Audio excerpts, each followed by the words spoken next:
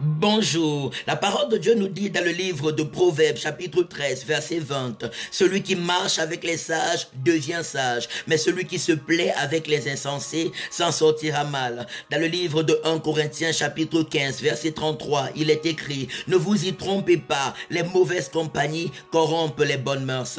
Dans le livre de 2 Corinthiens chapitre 6 verset 14 au verset 16, la parole de Dieu nous dit, ne vous mettez pas avec les infidèles sous un joug étranger, car quel rapport y a-t-il entre la justice et l'iniquité? Ou qu'y a-t-il de commun entre la lumière et les ténèbres? Quel accord y a-t-il entre Christ et Bélial? Ou quelle part a le fidèle avec les infidèles? Quel rapport y a-t-il entre le temple de Dieu et les idoles? Car nous sommes le temple du Dieu vivant, nous qui croyons de tout notre cœur en Jésus-Christ de Nazareth comme notre seul Seigneur et notre seul Sauveur. Comme Dieu lui-même l'a dit, j'habiterai et je marcherai au milieu d'eux. Je serai leur Dieu et ils seront mon peuple. C'est pourquoi sortez du milieu d'eux et séparez-vous. Ne touchez à rien d'impur et je vous accueillerai, dit l'Éternel. Je serai pour vous un père et vous serez pour moi des fils et des filles, dit l'Éternel Dieu des armées. Et le sage des sages, c'est Jésus-Christ de Nazareth. La parole de Dieu nous dit car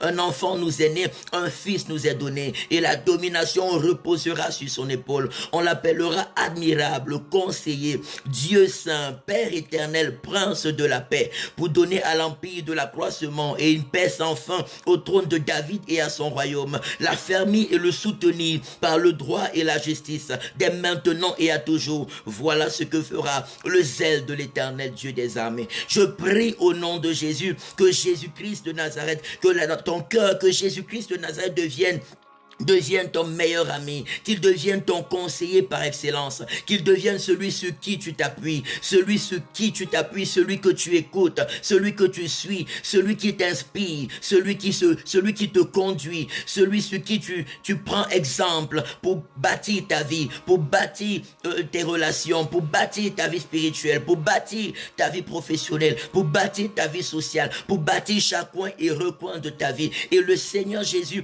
éloignera de toi les mauvaises compagnies et il attirera vers toi des personnes qui regarderont dans la même direction que toi, dans la foi et l'obéissance à Jésus. Tu peux avoir des collègues qui ne sont pas croyants, tu peux avoir des camarades de classe qui ne sont pas croyants, mais tu dois avoir pour intime des personnes qui te tirent vers le haut dans la foi et l'obéissance au Seigneur Jésus. Je prie que Dieu te donne de bonnes personnes et éloigne de toi les mauvaises influences. Au nom de Jésus, au nom de Jésus, au nom de Jésus, que Jésus-Christ soit ton meilleur ami.